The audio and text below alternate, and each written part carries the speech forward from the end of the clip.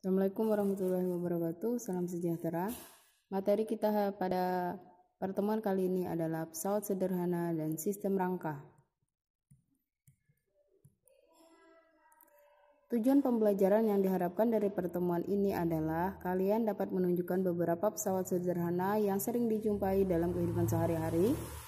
Kemudian kalian dapat menyelesaikan masalah kuantitatif sederhana yang berhubungan dengan pesawat sederhana, serta dapat mendeskripsikan pesawat sederhana dan hubungannya dengan kerja otot pada struktur rangka manusia.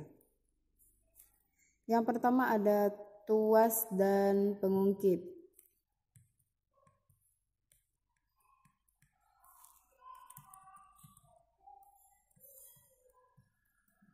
Dalam kehidupan sehari-hari, orang menggunakan pesawat sederhana untuk mempermudah melakukan usaha. Misalnya, cara memindahkan batu dengan meletakkan tumpuan pada alat tersebut di antara batu dan gaya kuasa. Ada bermacam-macam tuas atau pengungkit, yaitu contoh dari pesawat sederhana antara lain gunting, gerobak penjepit roti, pinset, tang, sekop, jungkit, serta palu yang sering kita gunakan dalam kehidupan kita sehari-hari. Hubungan antara titik tumpu, beban, dan kuasa. Rumus matematisnya adalah W dikali LB sama dengan F dikali LK. W merupakan berat beban dengan satuan Newton, LB adalah lengan beban, F adalah gaya kuasa, LK adalah lengan kuasa. Bidang miring. Kemajuan teknologi untuk mencukupi ruang, maka orang memilih membangun gedung-gedung bertingkat. Bagaimana cara yang dilakukan agar naik sampai ke lantai atas? Tentu dibuat tangga dengan kemiringan tertentu. Misalnya tangga rumah merupakan contoh bidang miring. Energi potensial adalah energi yang dimiliki oleh suatu benda karena kedudukannya. Secara matematis dirumuskan sebagai berikut.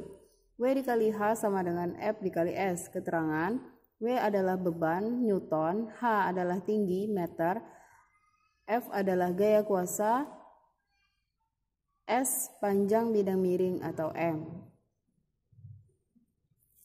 Alat yang bekerja berdasarkan bidang miring, antara lain papan bidang miring, gergaji, skrup, kampak, permainan bidang miring, dan jalan di pegunungan. Semuanya menggunakan konsep bidang miring. Yang ketiga adalah katrol. Katrol merupakan pesawat sederhana berupa roda yang sekelilingnya dilalui tali atau rantai. Roda tersebut berputar pada sumbu yang dipasang pada sebuah kerangka. Berdasarkan tempat kedudukannya, katrol dapat digolongkan atas 3 macam, yaitu katrol tetap, katrol bergerak, dan katrol ganda. Yang pertama, katrol tetap. Bagaimana prinsip kerjanya? Yaitu sama dengan pengungkit jenis pertama, yaitu titik tumpu terletak di antara titik beban dan titik kuasa. Pada katrol tetap, lengan beban 0 dikurang B sama dengan lengan 0 dikurang A, sehingga keuntungan mekanik dapat diperoleh dengan LK dibagi LB sama dengan 1. Tetapi didapat keuntungan arah saja. Katrol bergerak adalah katrol yang bergerak bebas saat katrol dipakai. Prinsip kerjanya sama dengan pengungkit jenis kedua, yaitu titik beban terletak di antara titik tumpu dan titik kuasa.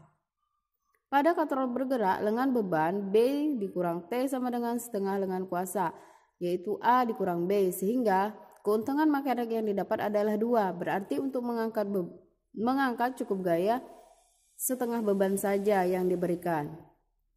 C adalah katrol ganda. Untuk memperoleh semakin banyak keuntungan, beberapa katrol tetap digabung dengan katrol bergerak yang disebut sebagai katrol ganda.